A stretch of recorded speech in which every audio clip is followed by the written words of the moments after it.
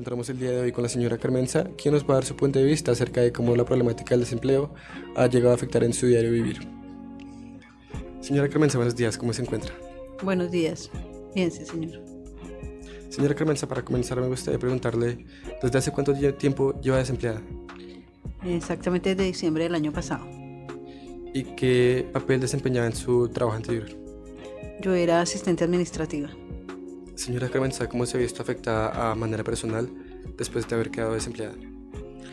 Pues muy inquieta, ya que tengo muchos compromisos. Durante 20 años trabajé en esta empresa y el verse de un día para el otro desempleado es muy duro porque yo tengo muchos compromisos. Gracias a Dios cuento con el apoyo de mi esposo y de mis hijos para el sustento de mi hogar, pero de igual manera era un ingreso más que nos permitía tener una mejor calidad de vida. ¿Cree usted que de una u otra forma el desempleo ha podido afectar positivamente su tiempo libre? ¿Se ha podido realizar mejor como persona?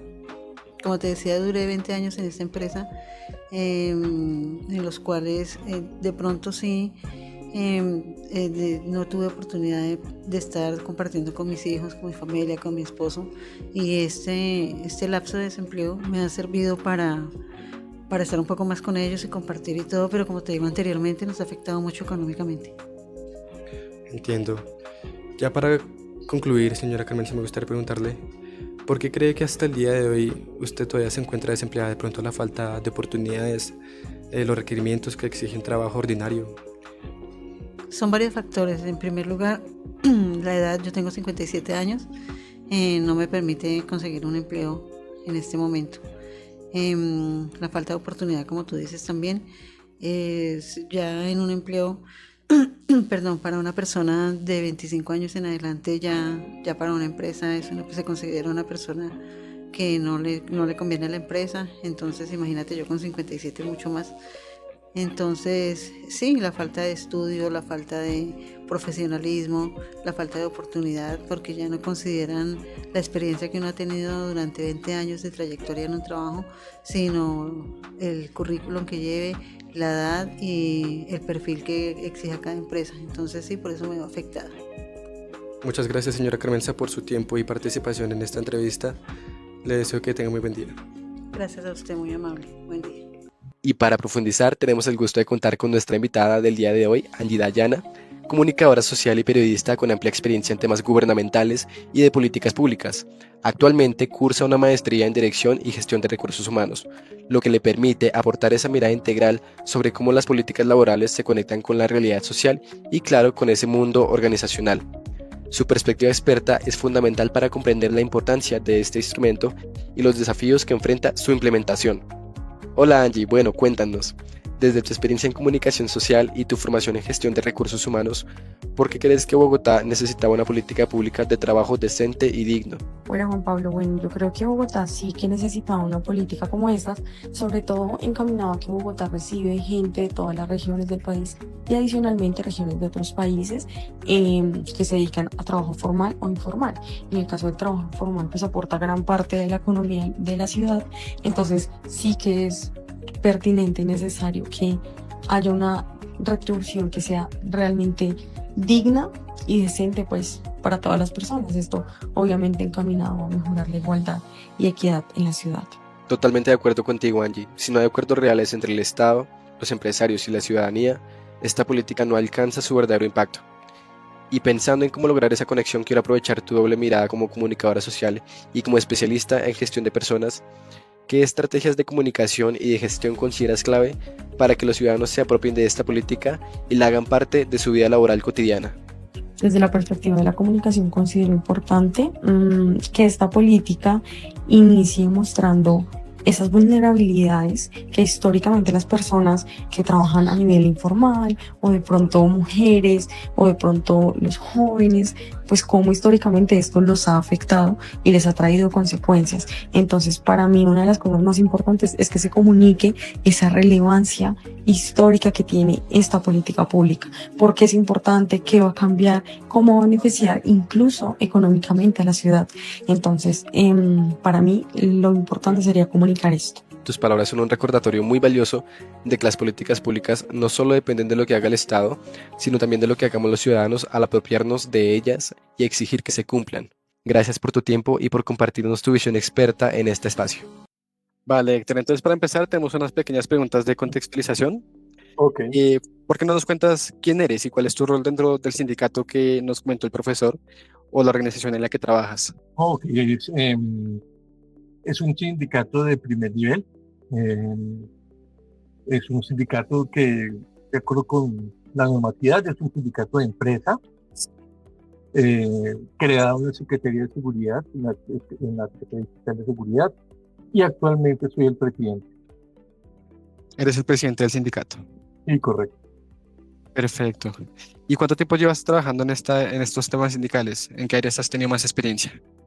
No, en esto soy más bien neófito, pues. Llevo 8 años, pero realmente esto es muy poquito tiempo y fue más por la necesidad. Nunca pensé ser una persona sindicalizada, de hecho no comulgaba con el movimiento sindical, pero la necesidad me empujó a llegar a un sindicato, a crear, porque incluso lo que hicimos fue crear un sindicato. Este fue el primer sindicato creado dentro de la Secretaría de Seguridad.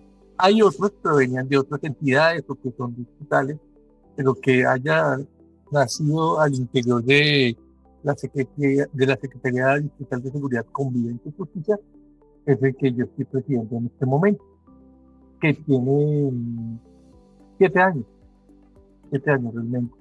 7 años ya. Sí, correcto. Ya bastante. Ok, perfecto. Y también te quería preguntar, Héctor, ¿cuánto tiempo llevas qué problemáticas laborales ves con más frecuencia entre los trabajadores de Bogotá? ¿Privados o públicos? Ambos. Eso es la privados y públicos. diferencia. Digamos que mi experiencia es en lo público, en lo privado es muy poco. Bueno, en lo privado la verdad es que poder asociarse, poder sindicalizarse es muy complicado, más allá de que haya unas normatividades y que por la OIT y que haya un bloque de constitucionalidad no se pueda perseguir el sindicalismo ni prohibir que el derecho a la asociación. Los sindicalistas son muy estigmatizados y perseguidos. Y cuando hay medio un conato de que van a organizarse, pues las empresas empiezan a presionar. Entonces, sí, aquí en la empresa privada es muy complicado hacer sindicatos. Los hay, claro, y los hay en empresas grandes, pero en una empresa pequeña es muy complicado. Además de que por norma mínimo debe haber 25 para crear un sindicato. Entonces, lo que significa es que es muy difícil. La mayoría de las empresas aquí son micro y pequeñas empresas. Y son empresas que no alcanzan a tener a veces ni siquiera 30 empleados o 40 empleados. Entonces, crear un sindicato es difícil. Ahora, en la empresa pública es más fácil, porque pues obviamente ellos deben proteger el derecho de asociación. Hay unos derechos que tenemos los servidores públicos y es el derecho a carrera. Entonces, ese derecho a carrera también nos protege de alguna manera, nos blinda de alguna forma, pero el proceso de negociación en lo público no tiene las mismas ventajas que en lo privado. Digamos que los temas salariales, los temas presupuestales, no se pueden manejar al interior de una secretaría, sino que todo tiene que ir a una mesa digital o incluso a una mesa nacional. Y en las mesas digitales o las mesas nacionales ya no van los pequeños sindicatos, sino las federaciones o las confederaciones, y esos pequeños sindicatos como el que yo estoy no tienen mucho voz y voto, salvo que tengan muy buenas conexiones. A partir de lo que acabaste de decir de las empresas privadas, que sí es verdad, ¿qué opinas de que, y por qué me ha pasado, o creo que a todos nos ha pasado, que al momento de formar un sindicato, la empresa genera como ese miedo como de que si hacen algo, si se organizan, los echamos, o Sí. crean ese miedo? Es una estigmatización que lleva muchos años, porque el movimiento sindical se asocia con la izquierda, y la izquierda en Colombia está satanizada. Pero en el sindicato donde yo estoy, yo creo que lo que menos se toca es el tema político. Es lo menos importante. Obviamente, en tiempos electorales se hacen comentarios, pero dentro del trabajo del sindicato, lo que menos importa es si yo voy a votar por De la Estrella, o voy a votar por Iván, o voy a votar por Vicky, o voy a votar. Eso es lo de menos. De hecho, aunque sabemos quiénes son de izquierda, quiénes son de centro, quiénes son de derecha, en el movimiento sindical realmente no importa. Obviamente, las grandes confederaciones donde se agrupan federaciones y sindicatos pequeños, digamos que ellos sí hacen movilización y sí apoyan ciertos movimientos. Entonces sí, tradicionalmente han apoyado candidatos socialdemócratas, no hablemos de izquierda, socialdemócratas. Antes de que hubiese una izquierda más o menos fuerte, digamos que el movimiento que se apoyaba era el liberal. ¿Sí? Durante mucho tiempo el Partido Liberal estuvo asociado, creo que ellos dicen que sí, pero creo que en este momento no, estaban afiliados al Internacional Socialista. Pero pues eso aquí, el Partido Liberal, de eso aquí nada. Pero digamos que era lo que más se asemejaba a la izquierda, y por eso los sindicatos en un comienzo lo que hacían era eso, a afiliarse a los sindicatos apoyaban el Partido Liberal. Hoy día digamos que ya es un poquito más fuerte el movimiento de izquierda progresista, y los sindicatos tienen unas vertientes hacia allá. Y también las confederaciones también tienen como unas orientaciones. La CGT es una confederación que ha sido generalmente progobiernista. Entonces no podemos decir que sea un sindicato de izquierda o derecha, sino que está de acuerdo que pueda cosechar con el presidente de turno. Perfecto, Ok. muchas gracias, Héctor. Y bueno, yo quería hacerte una pregunta igualmente, pues desde tu experiencia, ¿cierto? De pronto, ¿cuáles son hoy los principales obstáculos, de pronto, como para lograr realmente el trabajo digno en Bogotá? Uy,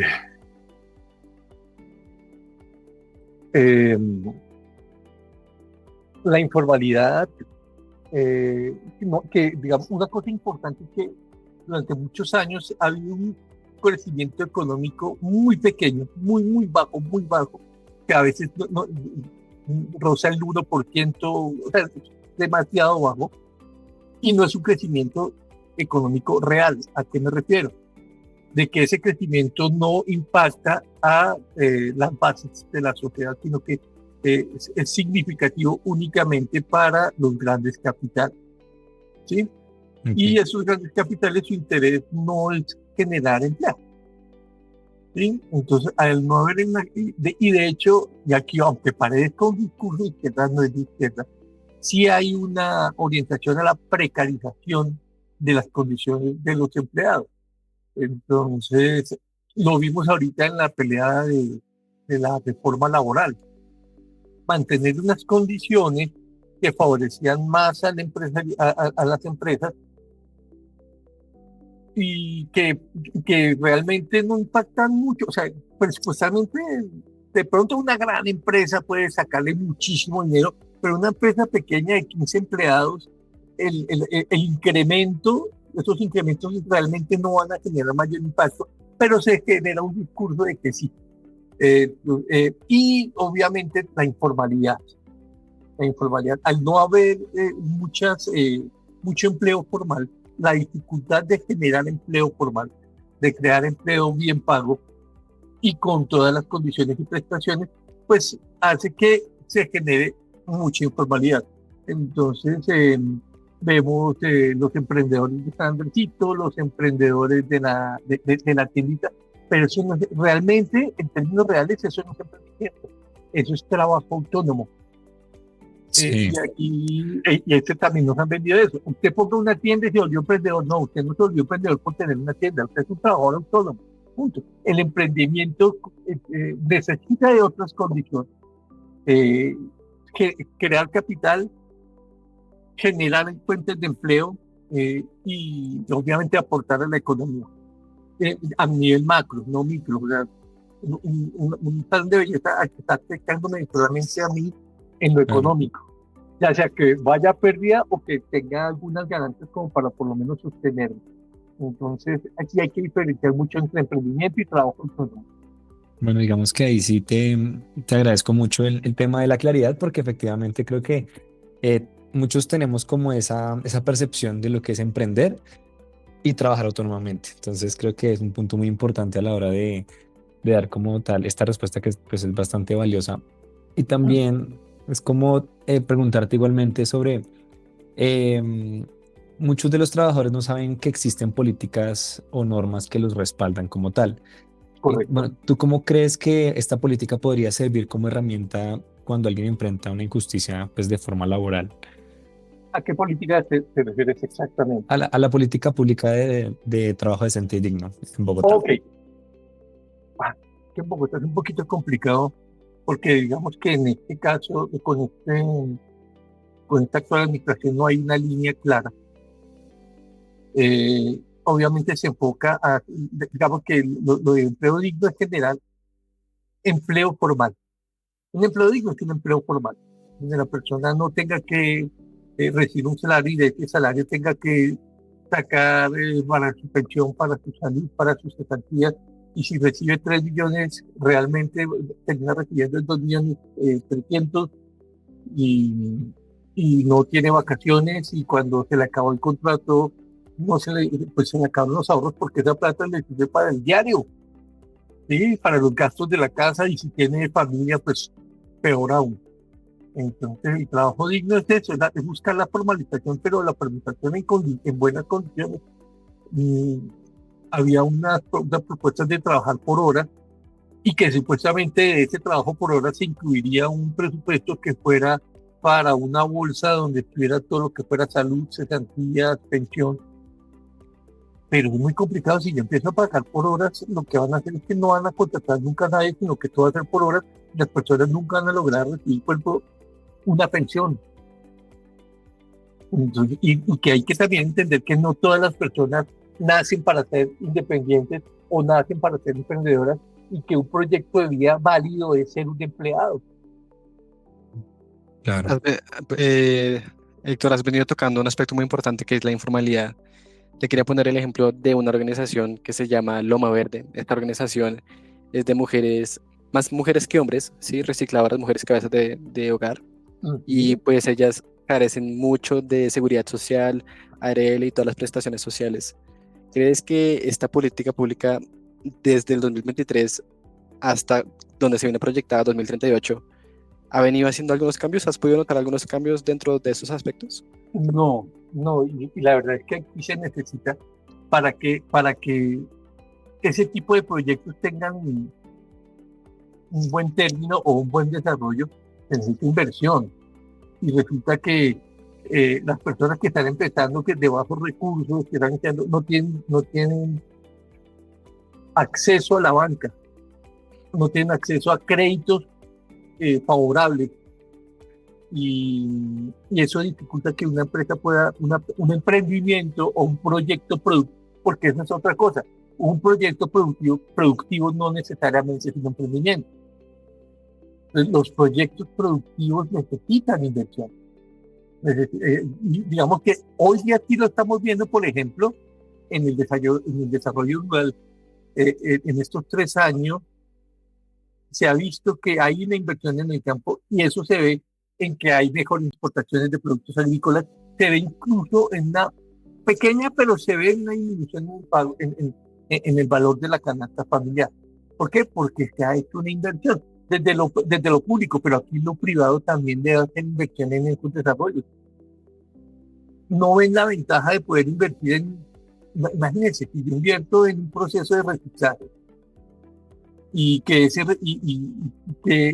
inversión, porque pues hay que tener, me puede ayudar, digamos que esta donación de esos recursos que yo destino ahí me pueden servir para bajar mi margen de tributación, pues no lo ven de esta manera. Vale, No muchas no gracias. lo ven como una inversión, sino como un gas. Claro. un gasto.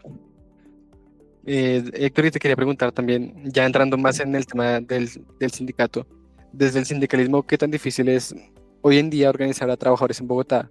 Sé que hay miedo y hay faltas de formación o barreras, pero como cuál es ese reto a la hora de organizarlos. El primer reto es convencer a los trabajadores, primero los sindicatos no son negativos. Sí hay sindicatos tóxicos, por decirlo de alguna forma, sí hay sindicatos que son excesivamente pedigüeños y que eso afecta mucho la estabilidad de una empresa pública o privada y que acaban con empresas, eso es cierto, pero no necesariamente es así. Sí, sí, y también como que quitar del chip de la sociedad de que ser sindicalista no es ser eh, subversivo. Sí, como problemático. Siempre lo tildan como Sí, claro, problemático. no, muchas veces los sindicatos son los que ayudan a solucionar problemas de convivencia al interior de una empresa. Que sirven de puente de canal entre los empleados y las directivas privadas o públicas. Eh, Obviamente también hay que desescalar el lenguaje en ambos lados, porque los términos en que uno se refieren a los otros, pues sí, a veces dificulta encuentro. Ok. También te quería comentar, Héctor, pues esta política tiene algo que se llama el diálogo social tripartito, ¿no? Que incluye como ese diálogo que tiene que ver entre trabajadores, empresas y Y Estado. Estado. ¿Crees que hoy en día pues hay ese diálogo horizontal o no existe del todo? En una mesa de negociación se procura que sea un diálogo horizontal. En la práctica siempre van a existir las jerarquías, infortunadamente. Y eso sí hay que quitarlo. Las estructuras de las empresas, la estructura de lo público, debería ser más horizontal. Que debe haber una cabeza, sí, que debe haber un liderazgo, sí, pero no significa eso que, oh, ¿cómo explicarlo con términos menos contundentes? Que el colaborador, el trabajador no es un siervo, es un servidor, no un sirviente, Ok. tanto en lo público como en lo privado.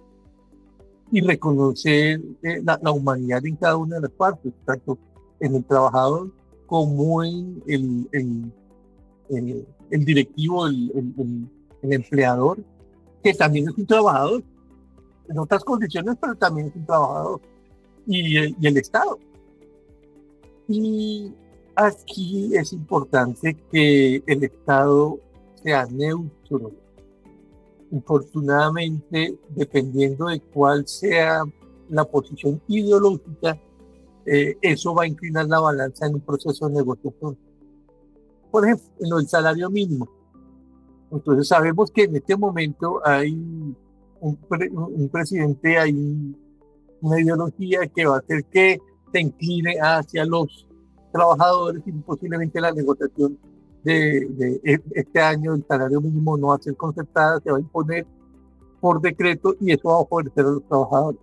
Si en caso contrario que sea un presidente o un gobierno de una ideología contraria, pues obviamente las condiciones de negociación van a ser muy diferentes y va a responder más a las necesidades del empresariado. Claro.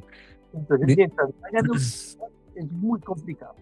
Ahí es, digamos que el mundo ideal, ¿no? Sería que todo Eso fuera es lógico.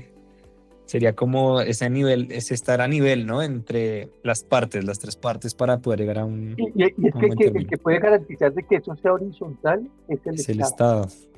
Claro, digamos que en temas de participación también quería preguntarte, digamos, esta política lo que busca es fortalecer la participación ciudadana en temas laborales. ¿No? Y aquí pues quería preguntarte, ¿tú ves que los trabajadores saben, digamos, a dónde acudir cuando se sienten vulnerados como tal en este tipo de Eh, eh, situaciones? digamos que 50-50. Hay unos que sí saben, pero temen ir a esos espacios. Y sí también hay una parte de desconocimiento, bastante, bastante. Eh, pero los que logran perder ese miedo y llegar allá, se dan cuenta que más allá de la parte ideológica, que hay unas políticas, hay unos acuerdos, hay una normatividad vigente que los protege. Entonces, digamos que el trabajador sepa que hay unas leyes, hay unas normas que también como le exigen, le favorecen, pues las cosas van a cambiar. Pero nosotros los trabajadores no nos preocupamos por eso hasta que nos sentimos vulnerados. Sí. Y una pregunta, digamos, en ese caso, ¿a dónde uno acude? Como tal, ¿dónde uno, directamente al sindicato No o hay algún... necesariamente, no necesariamente. Yo puedo hablar de una experiencia familiar diferente a la mía, y es que hace un buen tiempo, en una empresa, más o menos mediana empresa, en los años 80, entró en liquidación y no iba, a los trabajadores no les iba a colaborar, y solo dos trabajadores perdieron el miedo y se afiliaron a una federación. No crearon un sindicato, se afiliaron a una federación. Y esa federación ayudó a que con esos solo dos empleados entraran a un proceso de negociación con la empresa que favoreció al resto de empleados.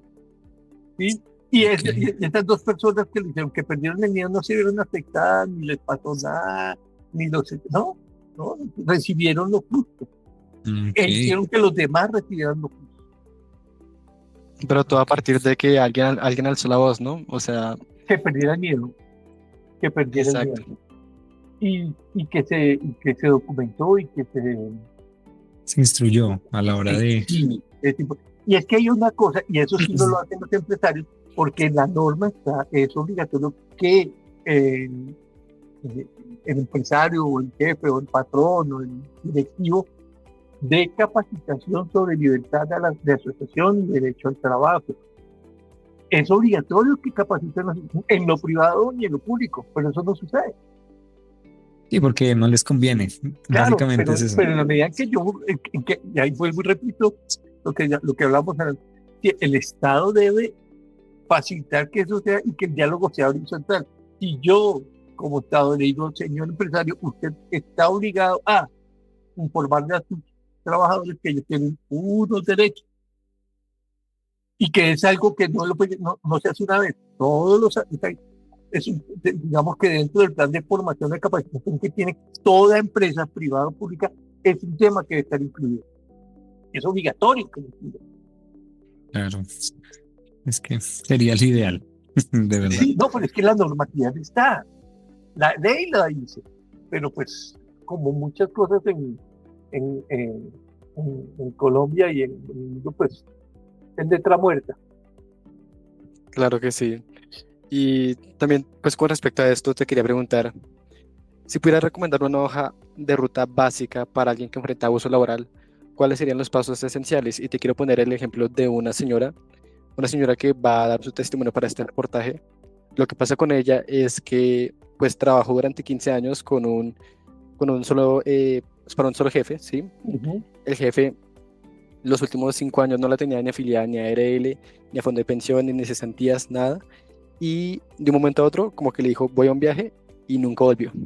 No le responde mensajes, como no tuvieron contrato, ni idea qué hace, y está en ese sitio, perdida, no saber por dónde empezar. Listo. Yo lo voy a hablar desde mi experiencia laboral, porque es un caso que yo veo constantemente en el área donde yo me desempeño laboralmente. Entonces, pues digamos que tengo conocimiento de causa. Lo importante es saber si hay alguna forma de notificar o contactar a esta persona de alguna manera. Si es así, antes de ir al Ministerio del Trabajo, antes de eso, lo que tienes que acercarse es a un consultorio jurídico, a la Defensoría del Pueblo o a una casa de justicia, solicitar la orientación de un abogado que le ayude con la liquidación de todos los factores salariales.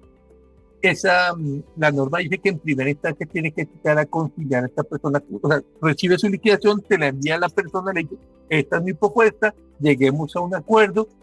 Si la persona no llega a un acuerdo, si el acuerdo no es satisfactorio o se hace la que no es con él, ahí sí va al ministerio. que se lleva su tiempo y que es un proceso que puede ser largo, sí, pero que sí reditúa. Es que así es que se hacen los procesos y eso es lo que la gente no conoce. Entonces, y la gente dice, voy, tengo que ir al ministerio, y el ministerio llega y no le responden o los mandan a dar vuelta. Entonces ya saben, la ruta es o consultorio jurídico o un abogado amigo, si tiene un abogado amigo, o tengo unos recursos, un abogado laboralista que le haga una liquidación, que diga usted le deben tanto por cesantías, tanto por vacación, tanto por salud, tanto por todo eso, y que le haga esa liquidación, que como les digo, la primera instancia es, se la envío a mi jefe, se le invita a conciliar, se le invita a llegar a un acuerdo, si no hay ningún acuerdo, ahí sí voy al ministerio y se inicia el proceso que puede terminar en un proceso laboral, ya en juzgados. Exacto. De hecho, la señora que te comento, de pronto llegó a preguntarle a algún abogado y dijo que en caso de que quiera, pues en palabras coloquiales salirse por la tangente y decir que por solvencia no tiene cómo responder para la liquidación de la señora, ¿qué se podría hacer Tiene que responder con sus activos.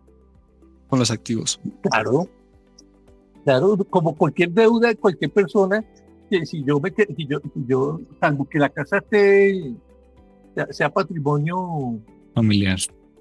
familiar, todo lo demás es embargable. Ujú. Todo lo demás es embargable. Entonces, sí, que pues responda con sus activos. Y ojo que eso se repite usted no tiene sus hermanos, su esposa, su abuelo, sus hijos. Expande, va, Eso va, eso va, eso va. Claro, sí. crece. Wow. ¿Y tú crees, digamos, que hay suficiente articulación entre lo que es el Ministerio de Trabajo, la personería, los sindicatos y las organizaciones sociales para apoyar a un trabajador en conflictos laborales? ¿Crees que sí tienen esa articulación?